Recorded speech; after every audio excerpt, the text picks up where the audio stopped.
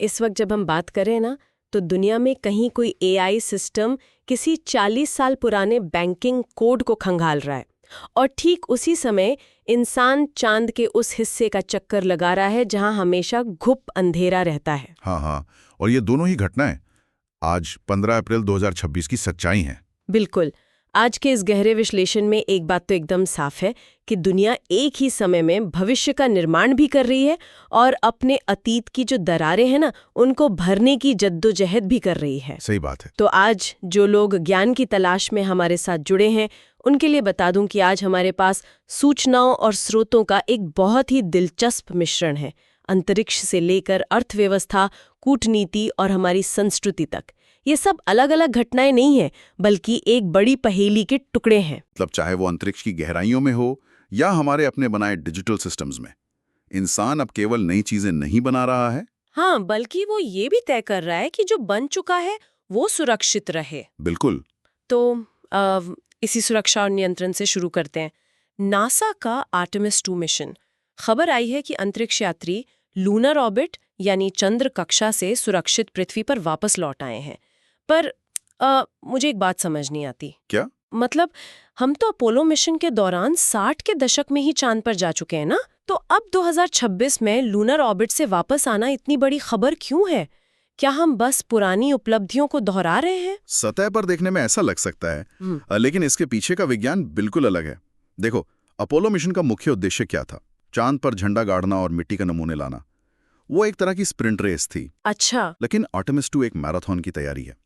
इस मिशन का सबसे बड़ा परीक्षण रॉकेट या नेविगेशन नहीं था, बल्कि वे जीवन रक्षक प्रणालियां थीं। मतलब लाइफ सपोर्ट सिस्टम्स। एकदम सही, लाइफ सपोर्ट सिस्टम्स। पर लाइफ सपोर्ट सिस्टम्स तो पहले भी थे ना? थे, लेकिन गहरे अंतरिक्ष में 10 से ज्यादा दिनों तक इंसान को जिंदा रखना एक अलग स्तर की चुनौती है। उदाहरण के लिए, कैबिन के अंदर कार्बन डाइऑक्साइड को फिल्टर करना। ओह, क्योंकि स्पेसक्राफ्ट तो पूरी तरह से बंद होता है। हाँ, जब 4 अंतरिक्ष यात्री लगातार एक छोटे से कैप्सूल में सांस ले रहे हों, तो कार्बन डाइऑक्साइड का स्तर तेजी से जानलेवा हो सकता है। आर्टेमिस 2 ने दरअसल इस बात का परीक्षण किया है कि क्या ये जो नए स्क्रबर्स हैं और रेडिएशन से बचाने वाली शील्ड्स हैं, वो मंगल ग्रह जैसे लंबे सफर के लिए तैयार हैं या नहीं। अरे वाह। तो ये चांद पर जाने के बारे में है ही नहीं, ये मंगल तक पहुंचने की दिशा में एक बुनियादी कदम है। यानी हम इंसान को मंगल तक ले जाने के लिए चांद को एक टेस्टिंग लैब की तरह इस्तेमाल कर रहे हैं। बिल्कुल। अब अगर हम बाहरी अंतरिक्ष से नजर हटाकर अपने खुद के बनाए डिजिटल अंतरिक्ष पर डालें, तो वहां भी एक टेस्टिंग चल रही है। कृत्रिम बुद्धिमत्ता यानी एआई के क्षेत्र में 2 बड़े लॉन्च हुए हैं। हाँ, एआई की दुनिया में बहुत बड़ी हलचल है। ओपन एआई ने साइबर सुरक्षा के लिए GPT 5.4 साइबर लॉन्च किया है और एंथ्रोपिक ने क्लॉड माइथॉस की शुरुआत की है। स्रोतों में इस क्लॉड माइथॉस के बारे में जो लिखा है ना, वो पढ़कर मुझे लगा जैसे ये कोई डिजिटल पुरातत्वविद हो, मतलब डिजिटल आर्कियोलॉजिस्ट। डिजिटल पुरातत्वविद, ये सोचने का बहुत ही दिलचस्प नजरिया है। इसे इस तरह समझते हैं, दुनिया भर के कई बड़े बैंक, पावर ग्रिड और सरकारी संस्थाएं आज भी 1980 के दशक में लिखे गए पुराने सॉफ्टवेयर पर चल रही हैं। कोबोल जैसी भाषाओं पर। हाँ, कोबोल वगैरह पर। ये पुरानी इमारतों की तरह हैं।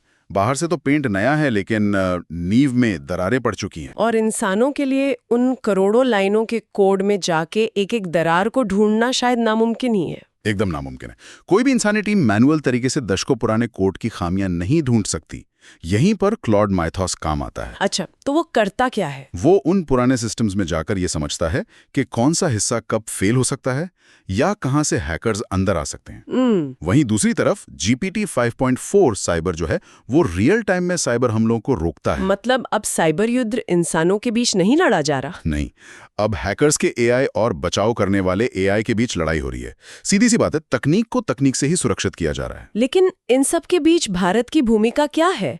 एक खबर ये है कि केंद्रीय मंत्री जितेंद्र सिंह ने भारतीय लोक प्रशासन संस्थान यानी IIPA को सरकारी अधिकारियों के बीच एआई क्षमता निर्माण के लिए एक नोडल केंद्र बनाने का प्रस्ताव रखा है। हाँ, ये एक बहुत बड़ा कदम है। पर यहाँ मुझे थोड़ा संदेह है।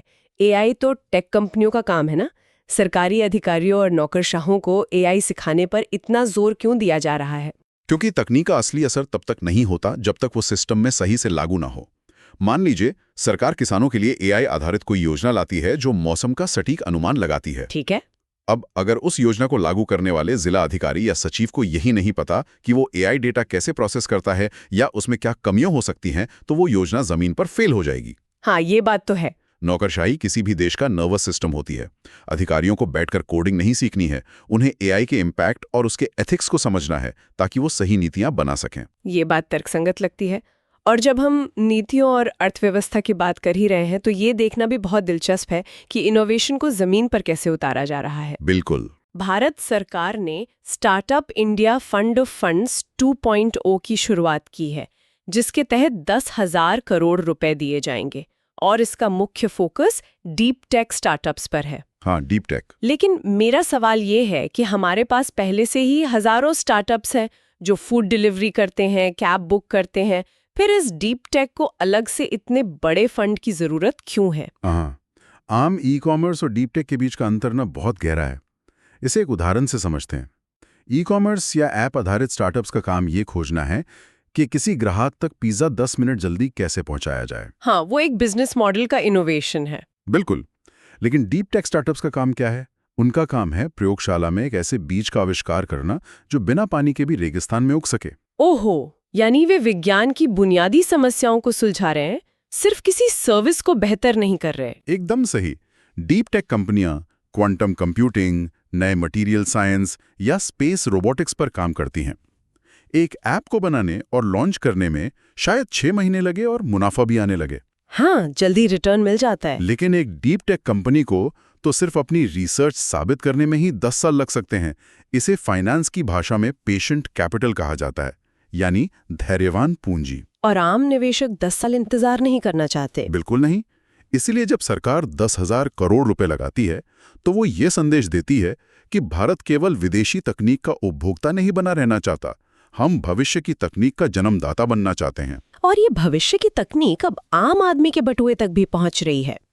वित्तीय सुरक्षा के मोर्चे पर ना पेटीएम ने एक बड़ा बदलाव किया है। हाँ, उनका नया फीचर आया है। अब यूपीआई भुगतान और बिना कार्ड के एटीएम से नकद निकालने के लिए बायोमेट्रिक ऑथेंटिकेशन का इस्तेमाल होगा। भी होना बहुत आसान हो गया है। हाँ, आए दिन फ्रॉड की खबरें आती हैं। लेकिन किसी व्यक्ति का फिंगरप्रिंट या चेहरे की बनावट चुराना बहुत मुश्किल है। तो एक तरफ निजी कंपनियां हमारे रोजमर्रा के लेन देन को सुरक्षित कर रही हैं और दूसरी तरफ रिजर्व बैंक पूरे सिस्टम को बचाने में लगा है। आरबीआई के नए कदम बहुत अहम है। आरबीआई ने 2026 से 2029 के लिए उत्कर्ष 29 रणनीति की शुरुआत की है।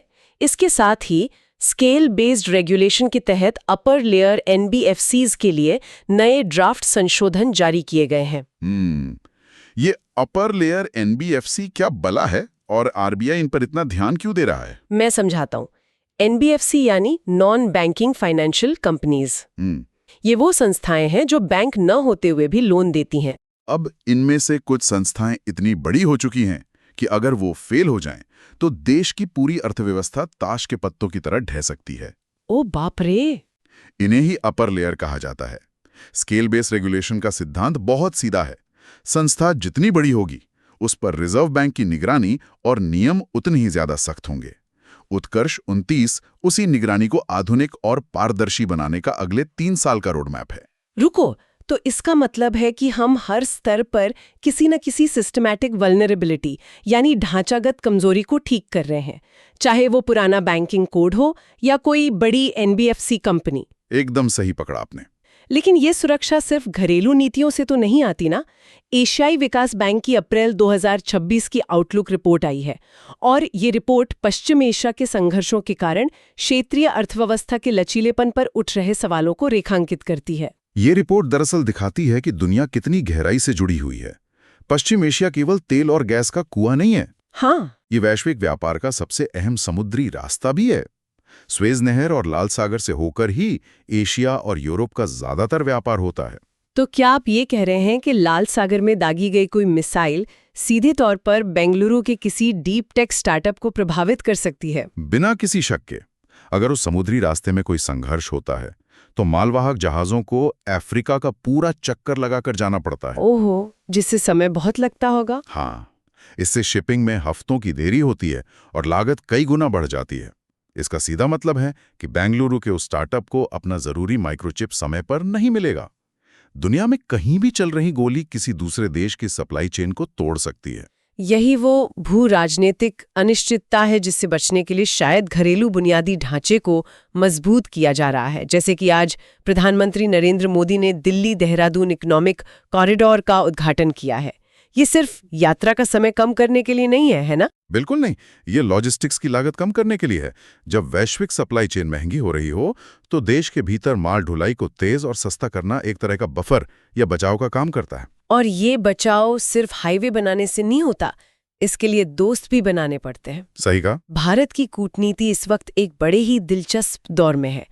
एक तरफ भारत और मॉरिशस के बीच $680 मिलियन के सहायता पैकेज पर हस्ताक्षर हुए हैं और दूसरी तरफ कीर्तिवर्धन सिंह के दौरे के दौरान म्यांमार के नेपीताओ में स्कूल बनाने के लिए समझौता हुआ है। इसे ही अंतर्राष्ट्रीय राजनीति में सॉफ्ट पावर कहा जाता है। मॉरिशस हिंद महासागर में एक अत्यंत महत्वपूर्ण रणनीतिक जगह पर है जहां समुद्री सुरक्षा तय होती है। हाँ, उसकी लोकेशन बहुत क्रिटिकल है। और म्यांमार तो भारत का सीधा पड़ोसी है। वहां स्कूल बनाना या मॉरिशस को आर्थिक मदद देना ये दर्शाता है कि भारत लंबी अवधि के रिश्ते बना रहा है। ये भरोसे की कूटनीति है। लेकिन कूटनीति का ना एक दूसरे और थोड़ा कड़वा सच भी है। वो क्या? एक तरफ हम म्यांमार में स्कूल बनाने की बात कर रहे हैं और दूसरी तरफ हमारे सूत्रों में ये भी शामिल है कि उत्तर कोरिया ने नई सामरिक क्रूज और एंटीशिप मिसाइलों का प्रक्षेपण किया है। एक ही दुनिया में एक ही दिन कहीं स्कूल की नींव रखी जा रही है और कहीं समंदर में मिसाइलें दागी जा रही हैं। ये विरोधाभास बहुत अजीब लगता है। भू राजनीति में ये विरोधाभास हमेशा रहता है। उत्तर कोरिया का ये जो नया परीक्षण है ना, ये उसकी हार्ड पावर का प्रदर्शन है। ये मिसाइलें केवल हथियारों का जखीरा बढ़ाने के लिए नहीं होती, ये बाकी दुनिया को, खास तौर पर पूर्वी एशिया में, एक कड़ा संदेश देने के लिए होती हैं कि उनकी नौसेना की मारक क्षमता बढ़ रही है। और शायद इसी शक्ति संतुलन को बनाए रखने के लिए अलग अलग देशों में नेतृत्व के नए चेहरे और पुराने खिलाड़ी अपने अपने तरीके से मोर्चे संभाल रहे हैं। हाँ, बिल्कुल। ऑस्ट्रेलिया के 125 साल के सैन्य इतिहास में पहली बार किसी महिला सुसैन कॉयल को सेना प्रमुख बनाया गया है। ये एक बहुत ऐतिहासिक कदम है। हाँ। वहीं दूसरी तरफ अफ्रीका के हॉर्न में स्थित जिबूती में इस्माइल उमर गोएले लगातार छठे कार्यकाल के लिए चुने गए। अब ऑस्ट्रेलिया की बात तो समझ आती है कि वहां लैंगिक समानता और संस्थागत बदलाव हो रहा है। लेकिन जिबूती जैसे छोटे से देश में एक ही नेता का 6 बार जीतना अंतर्राष्ट्रीय स्तर पर इतनी अहम खबर क्यों है? क्योंकि जिबूती दुनिया का सबसे अनूठा ग्लोबल लैंडलॉर्ड है। Global landlord? हाँ, इसका रणनीतिक स्थान इतना महत्वपूर्ण है कि वहां अमेरिका, चीन, फ्रांस और जापान सभी के सैन्य अड्डे मौजूद हैं। अरे बाप रे, सब एक ही जगह पर, वो भी एक दूसरे से चंद किलोमीटर की दूरी पर। वैश्विक शक्तियां वहां मानवाधिकार या लोकतंत्र की बहुत परवाह नहीं करती हैं। उन्हें वहां केवल अनुमानित स्थिरता चाहिए, यानी प्रिडिक्टेबल स्टेबिलिटी। अच्छा। इस्माइल उमर गोएले का लगातार सत्ता में बने रहना उन बड़े देशों को ये गारंटी देता है कि वहां कोई अचानक तख्तापलट या विद्रोह नहीं होगा, जिससे उनके सैन्य अड्डों या लाल सागर के व्यापार को कोई खतरा हो। ये बहुत ही हैरान करने वाली बात है कि कैसे एक छोटे से देश की आंतरिक राजनीति पूरी दुनिया की सेनाओं को सुकून देती है। खैर, हमने अर्थव्यवस्था, मिसाइलों, AI और भू राजनीति का पूरा चक्कर लगा लिया, लेकिन अंत में समाज इन चीजों से नहीं चलता। बिल्कुल नहीं चलता। कोई भी सभ्यता इस बात से याद नहीं रखी जाती कि उसने कितनी मिसाइलें बनाई या कितनी बड़ी अर्थव्यवस्था खड़ी की। वो अपनी संस्कृति और अपनी विरासत से जानी जाती है। बहुत सही बात की आपने। तकनीक हमें जीवित रखती है, लेकिन संस्कृति हमें बताती है कि जीवित क्यों रहना है। इसीलिए हमारी सांस्कृतिक विरासत को सहेजने के लिए दूरदर्शन और भारतीय सांस्कृतिक संबंध परिषद यानी ICCR ने मीडिया और सांस्कृतिक आदान प्रदान के लिए सहयोग किया है। ये बहुत जरूरी पहल है। और संस्कृति की बात हो तो अप्रैल का महीना वैसे भी उत्सवों का महीना होता है। 15 अप्रैल को हिमाचल दिवस मनाया जाता है क्योंकि आज ही के दिन 1948 में इसकी स्थापना हुई थी। असम में बुहाग बिहू पूरे उत्साह के साथ मनाया जा रहा है, जो 14 से 20 अप्रैल तक चलता है। और आज ही बंगाली नववर्ष पोइला बोशाक भी है, जो कि बंगाली कैलेंडर के अनुसार 1526वां वर्ष है। अगर इस पर गहराई से गौर किया जाए ना, तो ये भौगोलिक विविधता भारत के समय चक्र को दर्शाती है। उत्तर से लेकर पूर्व तक अलग अलग नववर्ष प्रकृति के साथ इंसान के रिश्ते को सेलिब्रेट करते हैं। हाँ। ये त्योहार फसल कटने या बसंत आने का प्रतीक है। ये वो सोशल ग्लू है, यानी समाज का वो गोंद है जो लोगों को पीढ़ियों और सीमाओं के पार जोड़ कर रखता है। और आज के आधुनिक युग में ना खेल भी कुछ ऐसा ही गोंद बन गए हैं। एकदम सही। आईसीसी ने संजू सैमसन को T20 वर्ल्ड कप में उनके शानदार प्रदर्शन के लिए और अमेलिया कर को उनके ऑलराउंड खेल के लिए मार्च 2026 का प्लेयर ऑफ द मंथ चुना है। खेल के मैदान पर ये जो उपलब्धियां हैं वो करोड़ों लोगों को एक साथ लाती हैं। हाँ, खेल भावना सबको जोड़ती है। लेकिन त्योहार, उत्सव और खेल हमें जोड़ते जरूर हैं, पर कुछ हस्तियां ऐसी होती हैं जो इन सबसे ऊपर उठकर पूरी पीढ़ी की पहचान बन जाती हैं। जब ऐसी हस्तियां हमारे बीच से जाती हैं तो वो केवल एक खबर नहीं होती, वो एक युग का अंत होता है। हाँ। आज स्रोतों में 2 बहुत ही भारी कर देने वाले समाचार हैं। महान गायिका आशा भोसले जी का 92 वर्ष की आयु में निधन हो गया है और लेह में महावीर चक्र विजेता और महान युद्ध नायक सोनम वांगचुक का 61 वर्ष की आयु में निधन हो गया है। ये वाकई में दिल को छू लेने वाली और स्तब्ध कर देने वाली बात है। आशा भोसले जी केवल एक गायिका नहीं थी, उन्होंने आजाद भारत के हर दशक में अपनी आवाज दी। उनकी आवाज में शास्त्रीय संगीत की गंभीरता भी थी और पॉप का वो जो उल्लास होता है वो भी था। बिल्कुल। उन्होंने दशकों तक देश की सामूहिक चेतना को आकार दिया। उनकी विरासत केवल कुछ गानों तक सीमित नहीं है, वो भारत की आधुनिक सांस्कृतिक आत्मा का एक बहुत बड़ा हिस्सा है। और जहां एक और आशा जी ने अपनी आवाज से हमारी आत्मा को समृद्ध किया, वहीं सोनम वांगचुक जी ने अपनी बहादुरी से हमारे अस्तित्व की रक्षा की। हाँ। कारगिल युद्ध के दौरान -डिग्री तापमान में दुर्गम चोटियों पर दुश्मन का सामना करना कोई सामान्य बात तो थी नहीं। वहां जीवित रहने के लिए केवल हथियार या तकनीक काफी नहीं होते, वहां एक अदम्य साहस और दृढ़ इच्छा शक्ति की जरूरत होती है। बिल्कुल। सोनम वांगचुक का जीवन और उनका सर्वोच्च बलिदान इस बात की याद दिलाता है कि आज हम जिस सुरक्षित दुनिया में बैठकर आराम से AI और स्टार्टअप्स की बातें कर रहे हैं ना, हाँ, उस सुरक्षा की कीमत सरहदों पर किसी और ने चुकाई है। तो आज के इस विस्तृत विश्लेषण को जब हम देखते हैं तो एक बहुत ही गहरी तस्वीर उभर कर सामने आती है। हाँ। इंसान चांद की कक्षा में वापस पहुंच गया है। AI डिजिटल पुरातत्वविद की तरह हमारे पुराने सिस्टम्स की कमियां ढूंढ रहा है। अर्थव्यवस्था को बायोमेट्रिक प्रमाणीकरण से सुरक्षित किया जा रहा है और भू राजनीति में मिसाइलों से लेकर स्कूलों तक के कूटनीतिक दांव चले जा रहे हैं। और ये सब एक दूसरे से गुंथा हुआ है, लेकिन इन सब के केंद्र में इंसान ही है। उसकी संस्कृति, उसके त्योहार और उसके नायक ही उसे वो जमीन देते हैं जिस पर खड़े होकर वो सितारों तक पहुंचने का सपना देखता है। बिल्कुल सही कहा आपने। और इसी मोड़ पर आज के इस विश्लेषण को खत्म करने से पहले जो लोग आज सुन रहे हैं उनके लिए सोचने के लिए एक वैचारिक सवाल छोड़कर जाना चाहूंगी। एक ऐसी दुनिया में जहां क्लॉड माइथॉस जैसा AI हमारी पुराने डिजिटल सिस्टम की हर खामी पकड़ सकता है और जहां इंसान दोबारा चांद की कक्षा तक पहुंच गया है, वहां हमारी असली चुनौती क्या है? ये एक बहुत बड़ा सवाल है। शायद हमारी सबसे बड़ी चुनौती तकनीकी प्रगति हासिल करना नहीं है।